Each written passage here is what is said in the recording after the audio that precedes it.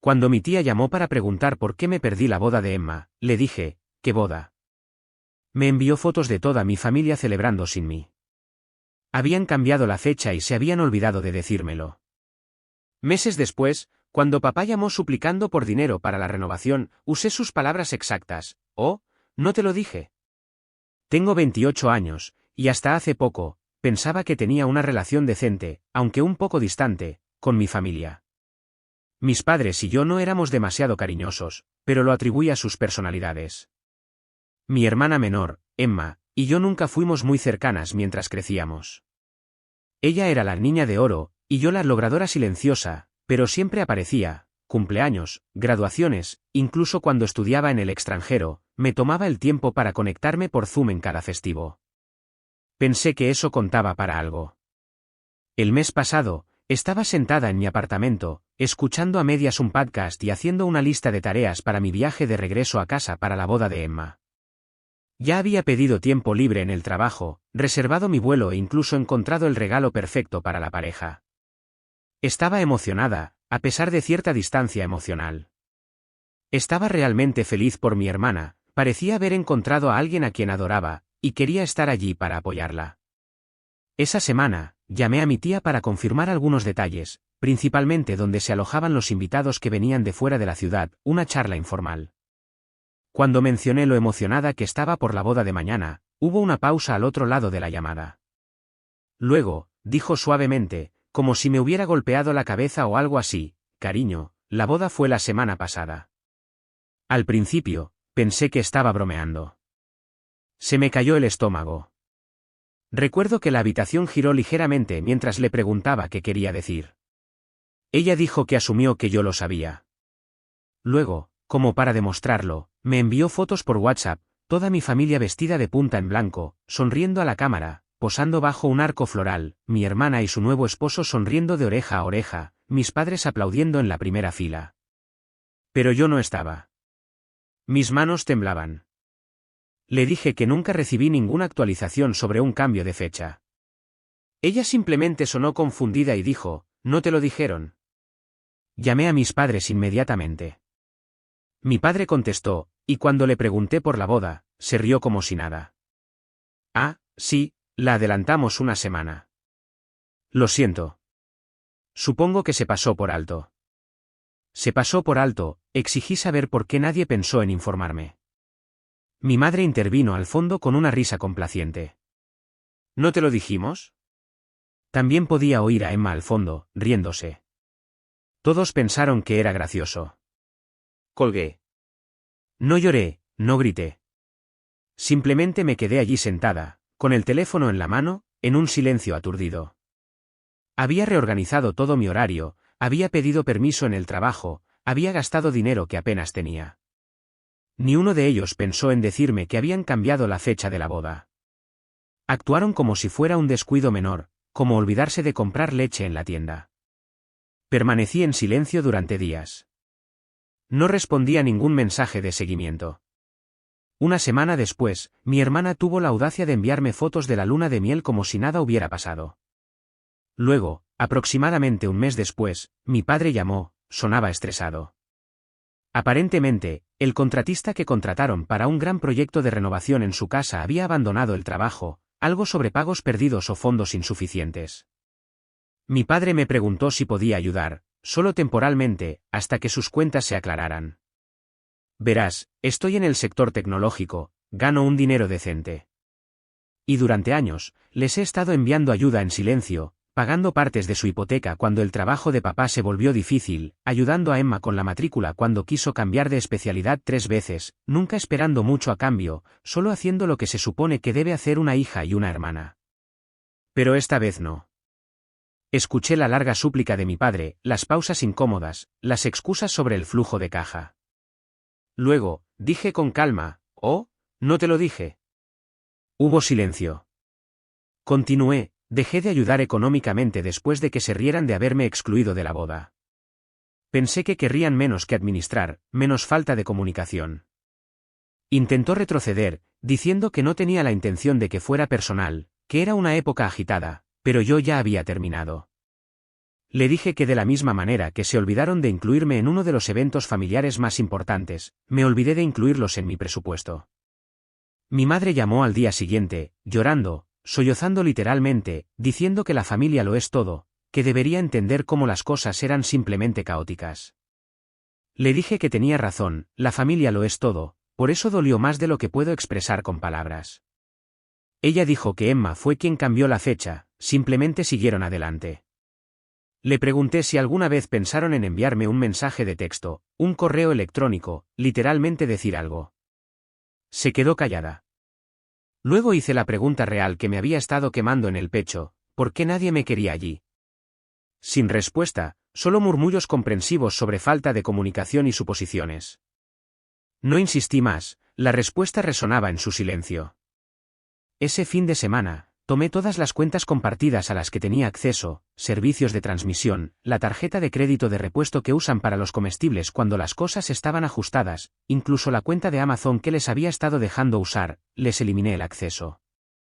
No envié un mensaje dramático, ni grandes declaraciones, solo un acto silencioso de reclamar los límites. Finalmente, comencé terapia. Mi terapeuta me ayudó a ver que me habían estado usando durante años bajo la ilusión de la lealtad familiar, que mi ausencia en la boda no fue un error, fue un mensaje de que era conveniente, desechable y que no valía la pena la comunicación básica. Pero luego algo sucedió la semana pasada. Emma me llamó, no mis padres, ella. Sonaba extraña, nerviosa, casi culpable. Dijo que las cosas no iban bien entre ella y su nueva esposa. Dijo que pensó que tal vez el haberme excluido de la boda tenía algo que ver con que a su esposa no le caía bien.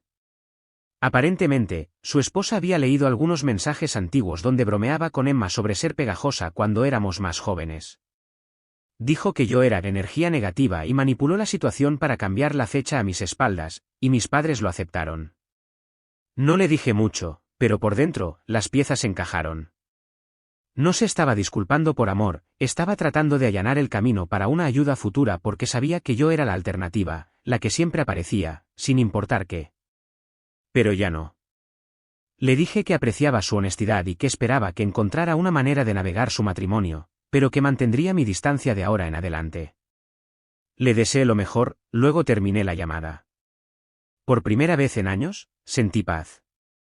Pero esa paz no duró mucho. Ayer, mis padres aparecieron sin previo aviso en la puerta de mi apartamento. Ahí es donde la historia continúa. Ni siquiera llamaron a la puerta al principio, simplemente tocaron el timbre una y otra vez como si les debiera algo. Se me hundió el corazón en el segundo en que escuché la voz de mi madre a través del intercomunicador. Necesitamos hablar. Debería haberlo ignorado, debería haberme ido, pero una parte de mí, algún remanente terco de mi antiguo yo, los dejó subir. En el momento en que entraron a mi apartamento, mi madre comenzó a gritar, no un hola, no un abrazo, ni siquiera una mirada al lugar, solo una ráfaga de culpas. Estás destrozando esta familia. Esto no es como tú. Emma cometió un error, pero todos estamos sufriendo ahora. Me quedé allí parada en silencio, con los brazos cruzados, simplemente viéndolos desmoronarse. Mi padre intentó hacer de pacificador como de costumbre. Dijo que estaba siendo injusta, que no querían molestar a la esposa de Emma y que tenían que mantener la paz. Me sacrificaste para mantener la paz, dije, con voz tranquila pero firme. Mi madre se burló. No se trataba de sacrificio, simplemente era complicado. Siempre eres tan sensible. No pensamos que importara tanto. Ahí estaba, la verdad en una sola oración. No importaba tanto. Les pregunté por qué estaban realmente allí. Mi padre parecía avergonzado. Solo, necesitamos un poco de ayuda. Eso es todo. Nada grande, temporal. Ahí estaba de nuevo.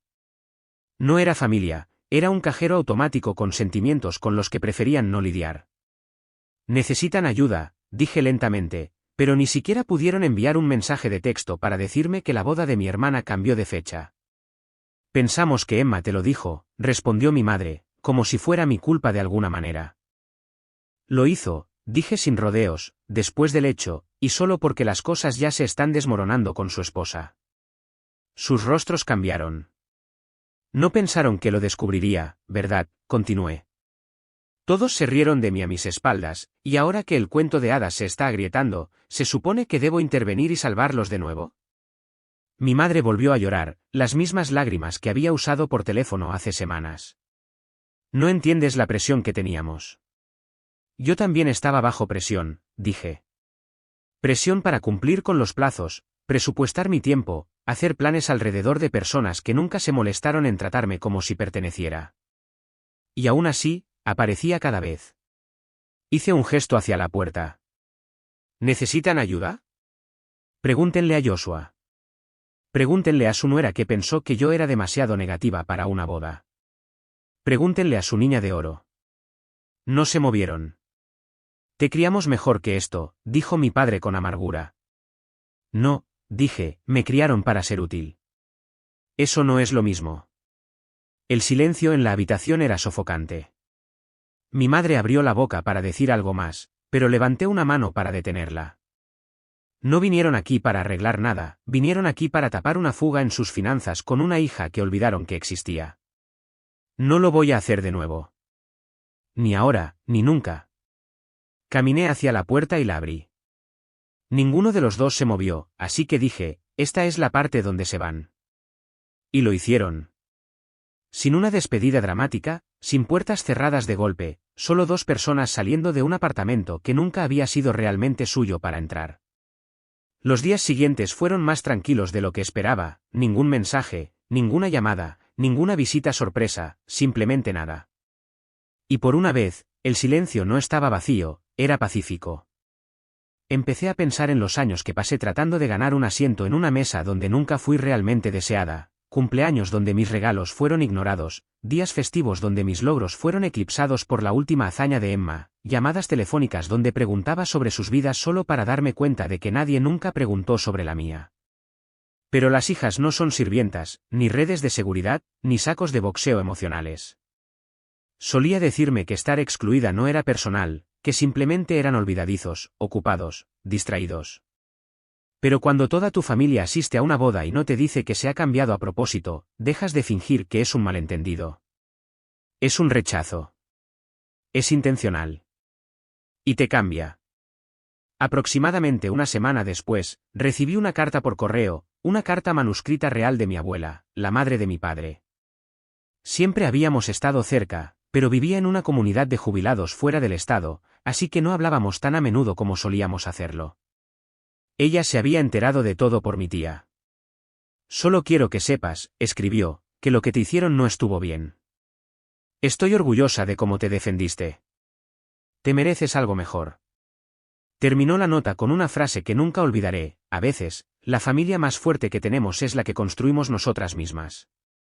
Fue la primera vez que lloré lágrimas reales, que me sacudían los hombros, porque alguien me vio, alguien entendió que no solo estaba herida, había sido traicionada. Esa misma semana, comencé a hacer cosas que había pospuesto durante años. Reservé un viaje en solitario a Lisboa, algo con lo que había soñado desde la universidad pero que siempre había dejado de lado porque siempre había algo más que manejar para mi familia. Compré un sofá nuevo. Cambié las cerraduras. Finalmente me tomé una foto y la enmarqué, algo que suena tonto, pero era mi manera de decir, vivo aquí. ¿Importo? Emma me envió un mensaje de texto unos días después, solo una línea, ¿de verdad has terminado con nosotros?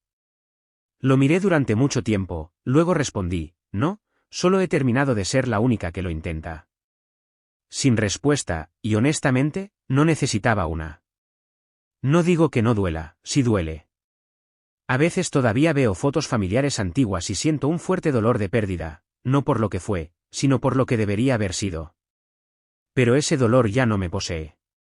Solía pensar que la familia era algo con lo que nacías, ahora sé que es algo que eliges construir con personas que aparecen, personas que se preocupan, personas que recuerdan que existes cuando se finaliza la lista de invitados. Estoy construyendo ese tipo de familia ahora, y estoy comenzando conmigo misma. Las semanas que siguieron fueron una extraña mezcla de liberación y dolor. Me encontré pasando por lo que parecían las etapas del duelo, pero por personas que todavía estaban vivas. Había mañanas en las que me despertaba y buscaba mi teléfono, la memoria muscular me hacía querer comprobar si alguien había enviado un mensaje de texto, si tal vez hoy sería el día en que se disculparían correctamente. Pero mi teléfono permaneció silencioso, y gradualmente, ese silencio se convirtió en un consuelo en lugar de una herida. El trabajo se convirtió en mi santuario. Me lancé a un nuevo proyecto, diseñar una interfaz de usuario para una empresa emergente que se especializa en conectar a personas mayores con sus familias a través de videollamadas simplificadas. La ironía no se me escapó, aquí estaba yo, ayudando a otras familias a mantenerse conectadas mientras la mía me había descartado como un software obsoleto. Pero también había algo curativo en eso, sabiendo que en algún lugar, los abuelos veían las caras de sus nietos, que las familias se esforzaban por cerrar distancias en lugar de crearlas. Mi colega, Sara, notó el cambio en mí. Habíamos trabajado juntas durante 3 años, pero nunca habíamos estado particularmente cerca más allá de las cortesías profesionales. Una tarde, llamó a la pared de mi cubículo y me preguntó si quería tomar un café. «Pareces diferente últimamente», dijo mientras esperábamos en la cola en la cafetería de abajo. «Más enfocada, pero también, no sé, como si llevaras menos peso». Me encontré contándole todo, sin planearlo, sin calcularlo, solo un desenvolvimiento natural de honestidad sobre los cafés con leche. Sara escuchó sin juzgar, sin intentar arreglar nada, sin ofrecer los lugares comunes habituales sobre que la familia es para siempre. Cuando terminé, se quedó callada por un momento, luego dijo, «Sabes, te he estado observando durante años, y siempre pareciste disculparte por existir. Es agradable verte ocupar espacio». Esa conversación provocó algo.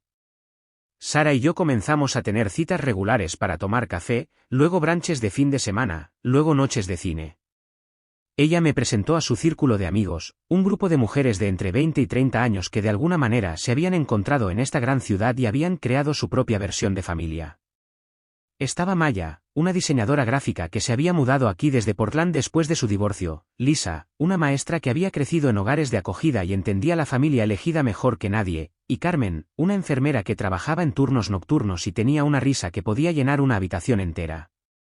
Me recibieron con una facilidad que nunca había experimentado, sin interrogatorios sobre mis antecedentes, sin necesidad de demostrar mi valía, sin expectativas tácitas sobre lo que debería contribuir, solo un interés genuino en conocerme.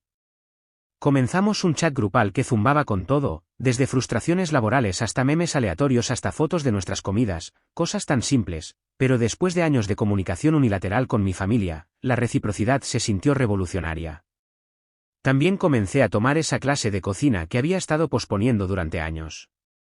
Todas las noches de los jueves, caminaba hasta el centro comunitario y pasaba 2 horas aprendiendo a preparar platos que solo había pedido en restaurantes. La instructora, una mujer italiana mayor llamada Rosa, tenía una manera de hacer que todos se sintieran como un nieto amado. Probó nuestros intentos y o bien irradiaba orgullo o sugería mejoras suavemente, siempre con calidez.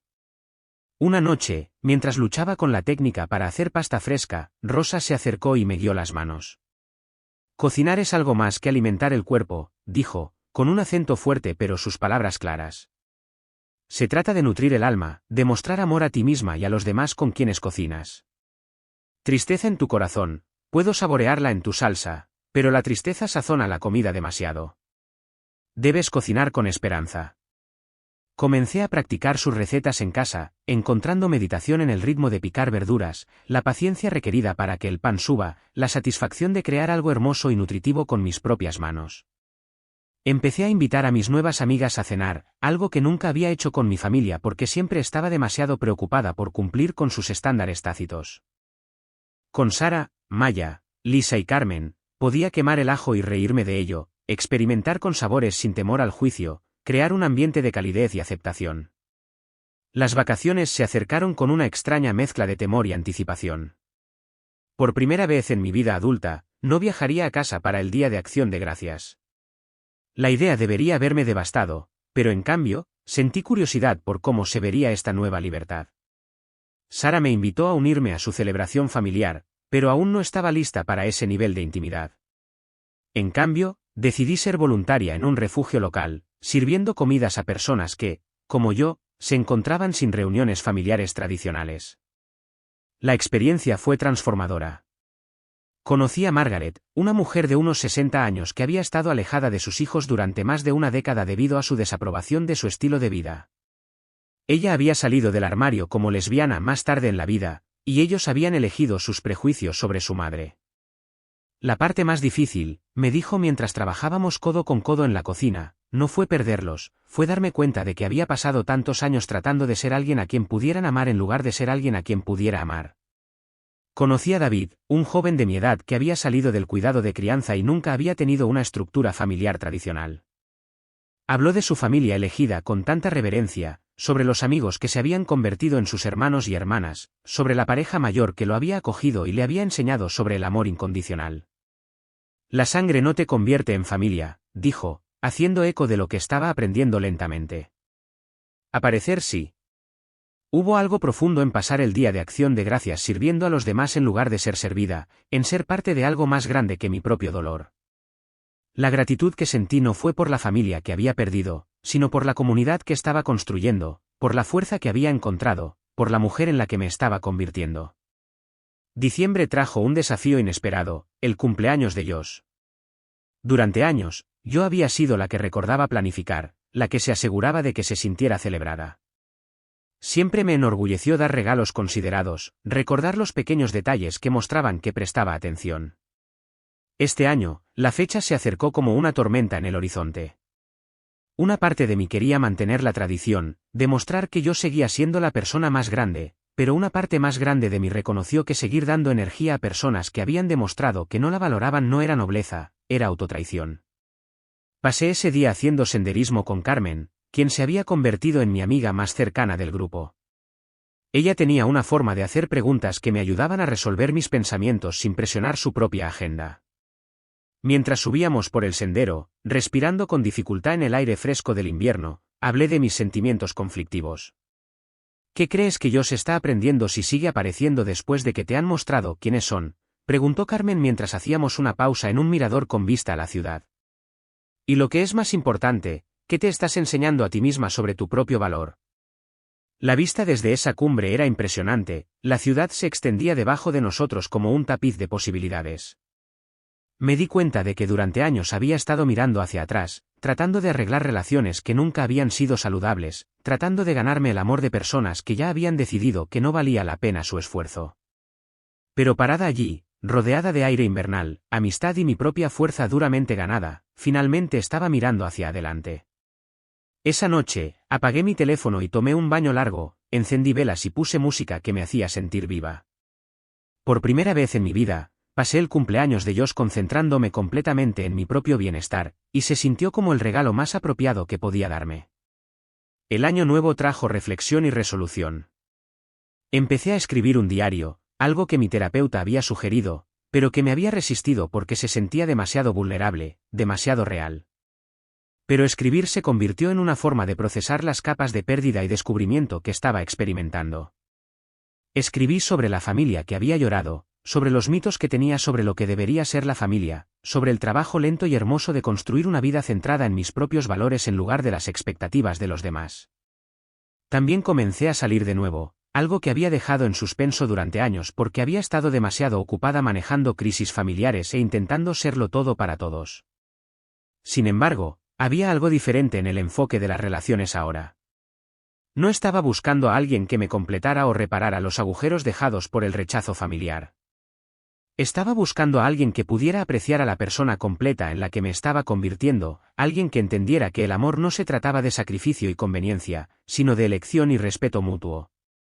Las primeras citas fueron incómodas, pero lentamente encontré mi ritmo. Conocí a personas que estaban impresionadas por mi carrera, interesadas en mis pensamientos, curiosas sobre mis sueños. Durante tanto tiempo, me había definido mi papel como la hija responsable, la hermana confiable, el contacto de emergencia. Ahora solo era yo, divertida, inteligente, ambiciosa, digna de atención y afecto simplemente porque existo. La primavera llegó como una promesa cumplida. Mi apartamento, que poco a poco había ido haciendo más mío, estalló con plantas y color. Había reemplazado cada mueble que me recordaba a mi antigua vida, no por ira, sino por intención. Quería estar rodeada de cosas que yo había elegido, cosas que reflejaran quién era, en lugar de quien creía que debería ser. Mi grupo de amigos había evolucionado hacia algo más profundo, más intencional. Nos llamamos las elegidas, en parte como broma, pero principalmente en reconocimiento de lo que creamos juntas. Celebramos los ascensos, las rupturas y los avances de cada una con una especie de entusiasmo que siempre había anhelado de mi familia biológica. Asistimos a los momentos importantes de las demás, recordamos las preferencias de cada una e hicimos espacio para el crecimiento y los errores de cada una. Lisa se comprometió con su novia de toda la vida y nos pidió a todas que fuéramos parte de su boda. De pie en la tienda de vestidos, rodeada de espejos, risas y alegría genuina, me di cuenta de que así deberían sentirse las celebraciones familiares, no una actuación ni una obligación, sino pura felicidad por alguien a quien amas. La planificación de la boda se convirtió en un esfuerzo grupal, donde cada una contribuyó con sus habilidades y entusiasmo sin llevar la cuenta ni esperar crédito. Maya comenzó su propio negocio de diseño, y todas contribuimos en lo que pudimos. Carmen usó sus conexiones de enfermería para encontrar clientes, Sara aprovechó su red tecnológica para el desarrollo del sitio web, yo me encargué de la planificación financiera, y Lisa creó materiales de marketing con la creatividad de su maestra. Ver su sueño hecho realidad, sabiendo que había jugado un pequeño papel en apoyarlo, se sintió más significativo que toda la ayuda financiera que le había dado a mi familia combinada. Mi carrera floreció de maneras que no esperaba. Sin el drenaje emocional constante del drama familiar, tenía energía para invertir en desarrollo profesional. Empecé a hablar en conferencias, a escribir artículos para publicaciones de la industria, a construir una reputación basada en mis propios méritos en lugar de ser solo una trabajadora confiable.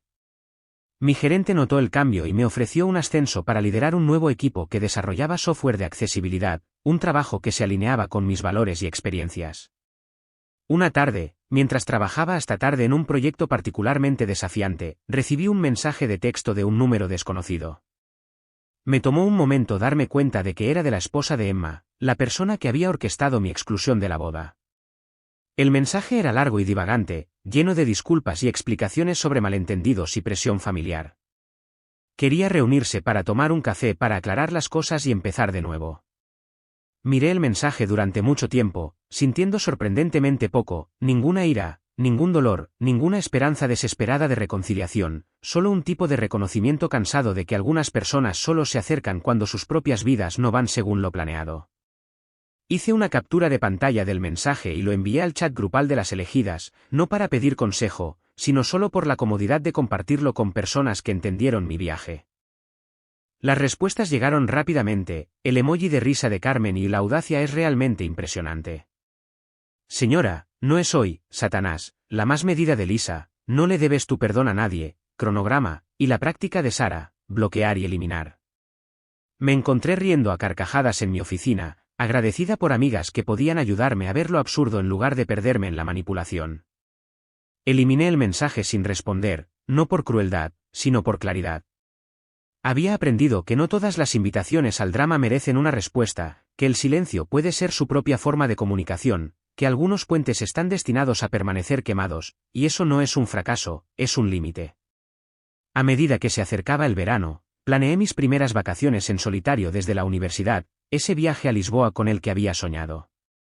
Pero esta vez, invité a Carmen a unirse a mí, y pasamos 2 semanas explorando calles empedradas, comiendo pastel de nata y hablando de todo y de nada.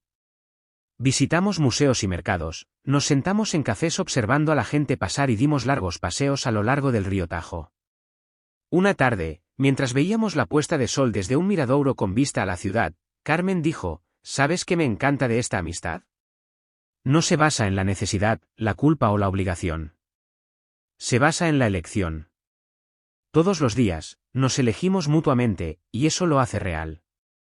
Sentada allí, rodeada de la belleza de una ciudad que siempre había querido ver, junto a una amiga que yo había elegido y que me había elegido a mí, sentí algo que había estado buscando toda mi vida, el conocimiento profundo e inquebrantable de que pertenecía a algún lugar, de que era valorada, de que estaba en casa, no por sangre, historia o proximidad, sino por intención, cuidado y respeto mutuo. La familia que construí era pequeña, pero poderosa, auténtica en formas en que mi familia biológica nunca lo había sido. Celebramos los éxitos de cada una sin competencia, nos apoyamos mutuamente en los fracasos sin juzgar, y nos amamos no a pesar de nuestros defectos, sino incluyéndolos. Esto era lo que había estado buscando todo el tiempo, no personas perfectas, sino reales, no amor incondicional, sino amor intencional, no familia por accidente, sino familia por elección. Cuando llegó el otoño nuevamente, marcando casi 2 años desde el incidente de la boda, recibí una llamada inesperada de mi abuela. Su voz era más débil de lo que recordaba, pero sus palabras eran nítidas y claras. Estaba en el hospital, nada inmediatamente mortal, pero lo suficientemente grave como para que quisiera verme. No quiero dejar este mundo sin decirte lo orgullosa que estoy de la mujer en la que te has convertido, dijo. Conduje hacia el norte ese fin de semana, con el corazón pesado de anticipación. La comunidad de jubilados se sintió diferente esta vez, no el lugar cálido y familiar de las visitas de la infancia, sino un crudo recordatorio de la mortalidad y el paso del tiempo. La abuela estaba sentada junto a su ventana cuando llegué, pareciendo más pequeña de lo que recordaba, pero con la misma inteligencia feroz en sus ojos que siempre me había hecho sentir vista. Cuéntame sobre tu vida, dijo sin preámbulos. Y durante las siguientes 3 horas, lo hice. Le conté sobre las elegidas, sobre el éxito de mi carrera, sobre las sesiones de terapia que me habían ayudado a comprender la diferencia entre ser usada y ser amada. Le mostré fotos de Lisboa, vídeos de la boda de Lisa, capturas de pantalla de chats grupales llenos de bromas internas y cuidado genuino. Escuchó con una atención concentrada que siempre había sido su don, haciendo ocasionalmente preguntas que mostraban que entendía no solo lo que estaba diciendo, sino lo que no estaba diciendo. Cuando terminé, estuvo callada por un largo momento, luego tomó mi mano con dedos que se sentían como papel y acero. Necesito decirte algo sobre tus padres, dijo.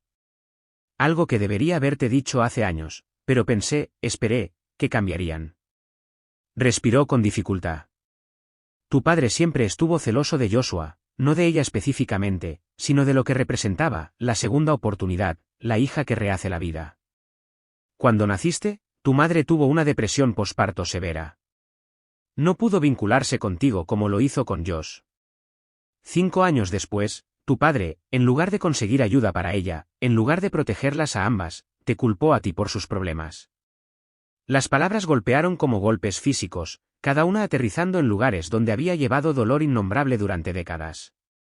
Crearon una narrativa de que Josh era más fácil, mejor, más adorable, y que yo era la difícil, la exigente. Se convencieron de que era verdad, y te criaron a ambas para que lo creyeran. Pero nunca fue verdad, querida.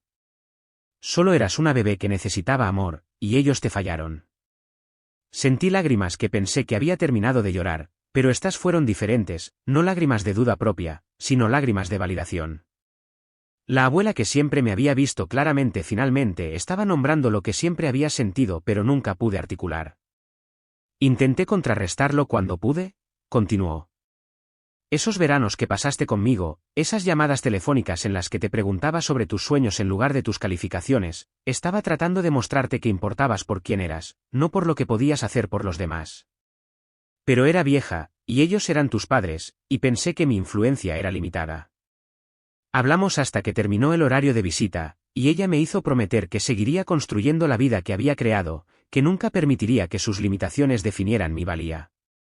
Cuando manejaba a casa esa noche, sentí que algo se movía en mi pecho, no exactamente un cierre, sino una especie de finalización. Entender el origen de su rechazo no hizo que doliera menos, pero lo hizo tener sentido de una manera que me liberó de preguntarme qué había hecho mal.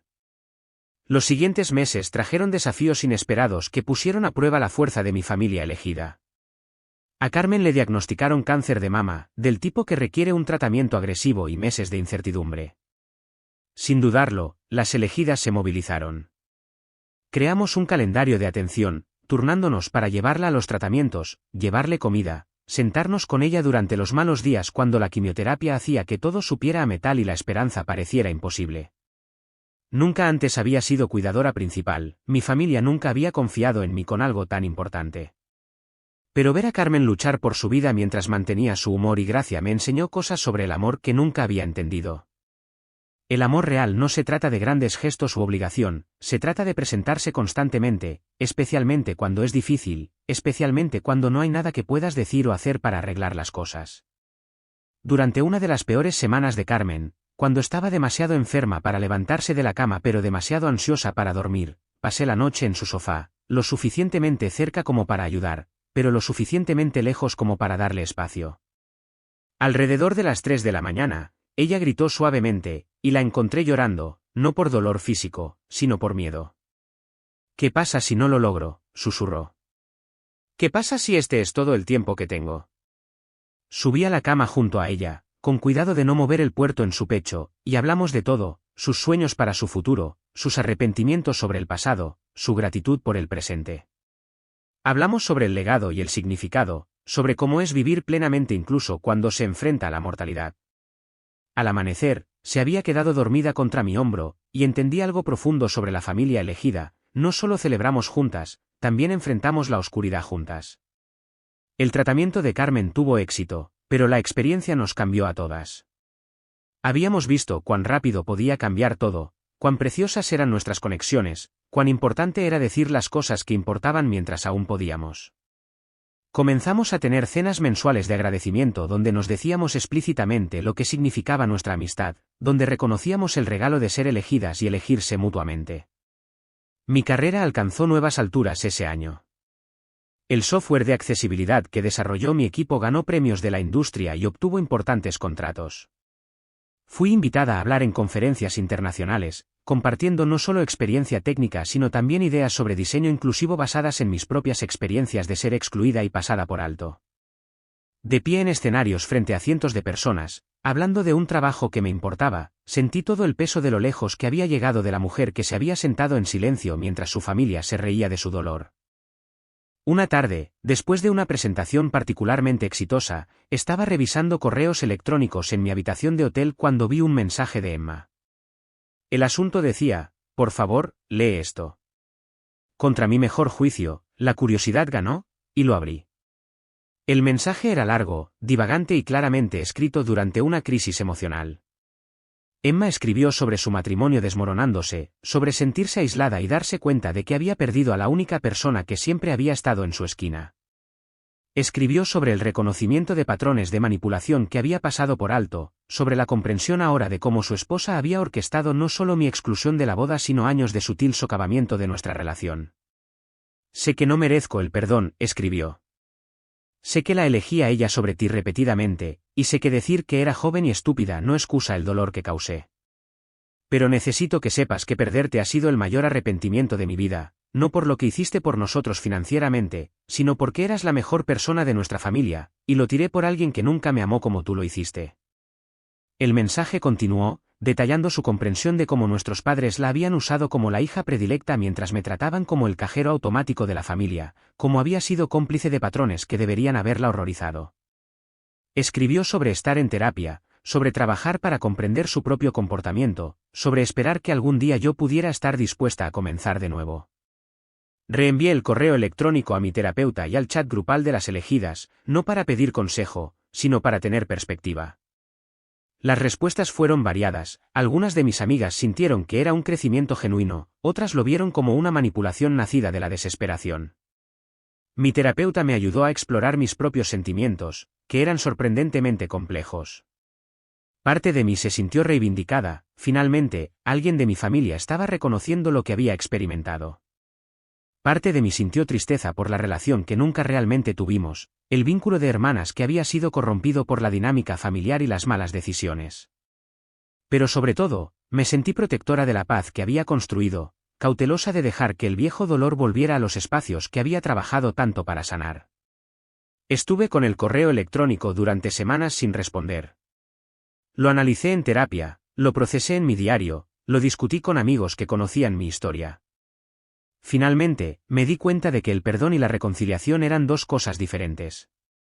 Podría perdonar a Emma por mi propia paz mental sin necesidad de reconstruir una relación que siempre había sido desequilibrada y dolorosa.